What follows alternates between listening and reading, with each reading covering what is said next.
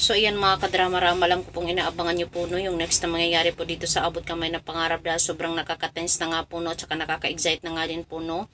Yung every episode na pinapakita talaga ni director dito sa Abot Kamay na Pangarap dahil alam naman po natin ngayon no, kung ano talaga yung totoong nangyari dahil nga po itong si Moira, sa pagkakaalam po ng lahat ay talagang patay na nga po no, pero hindi pa po patay talaga itong si Moira dahil nga po sa tinulungan nga po siya talaga ng kanyang kaibigan na si Doc Sefra, 'di ba? Dahil isa po siyang surgeon po, plastic surgeon na kung saan kaya niya pong gumawa po ng kamukha mo, no? Talagang pinagplanuhan talaga ni Moira bago talaga siya pumunta doon talaga sa isla. 'Di ba? Dahil alam naman po natin 'di ba na nagpakamask po sila. Talagang dalawa po yung parehong mukha ng Moira, yung isa is kamukha niya, yung isa is yung totoong Moira. At alam naman po natin mga kadrama kung gaano din talaga iniyakan ni Zoe no, itong si Moira.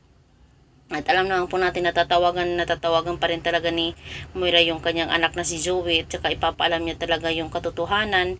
Ipapaalam niya na buhay po siya, no. Sasabihin ni Moira na, "Hello, Zoe." Sasabihin ni Zoe na, "Hello, Mami, ikaw to?" Diba, ganyan ba? Tapos itong si Zoe talagang mapapagalitan pa nga niya yung mami niya na si Moira dahil sabi niya, "Iyak ako ng iyak.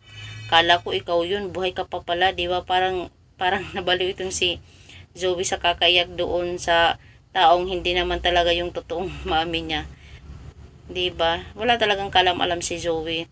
At alam naman po natin na ipapaalam talaga yan ng mami niya para hindi na po siya masaktan, hindi po siya kung ano-ano yung gagawin niya. 'Di ba, naglasing na nga po itong si Zoe dahil nga po sa nawala yung mami niya.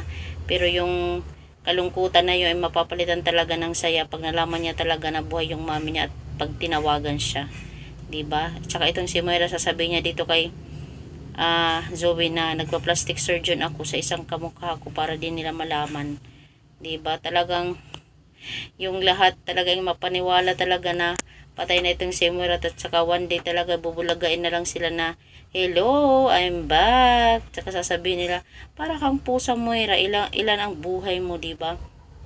Sige lang po mga kadrama, kahit pagbalik naman po talaga itong si Moira, ay hindi pa rin talaga niya matatakasan yung kanyang mga kasalanan, 'di ba? Haharapin pa rin talaga niya yung kanyang mga kasalanan at malalaman pa rin talaga nila RJ, nila Giselle, nila Annalyn yung katotohanan talaga na si Moira talaga yung naging mastermind talaga sa pagkawala talaga ni Don Pepe.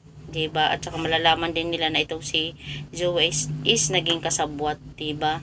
Kahit nga si Giselle hindi talaga naniniwala na itong si Zoe, wala talagang alam, 'diba? Sa pagka wala ni Lolo Pepe niya, tapos itong plano na naman ngayon na talagang nagpanggap na patay na itong si Moira, 'diba?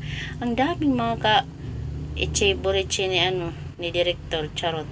Pero sige lang po mga kadrama, darating din po tayo sa point na yun, no? Sobrang na-excite din po kung sa nangyayari sa Abot Kamay na Pangarap. Sige lang, go with the flow lang po tayo muna mga kadrama, mga kaabot kamay. Don't forget to please like, share, and subscribe my channel. Bye mga kadrama. Abangan.